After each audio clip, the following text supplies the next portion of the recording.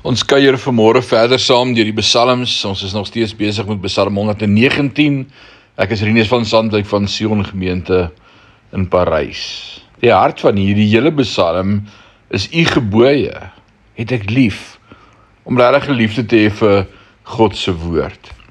Hierdie lang maar pragtige geskrewe psalm het sy hele fokus op die woord van God, wat die opdragte van ons hemelse Vader bevat. Hoe het ons nie die woord van God nodig nie? Want dit is ons daaglikse voedsel en dit is verskoking vir ons siele. Ons moet die woord van God so waardeer, want dit is ons gids en leermeester, ons krag en ons verdediging. Ons moet die woord van God lees, merk, leer en innerlik verteer.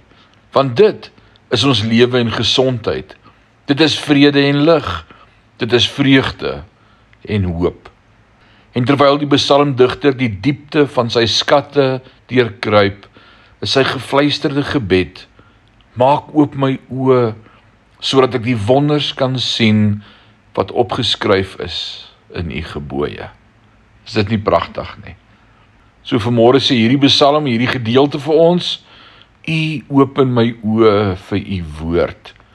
En mag die Here ons in hierdie dag help om ons oë oop te maak, dat ons sy woord kan sien en waardeer. Môre kuier ons verder. Die Here seën jou. Amen.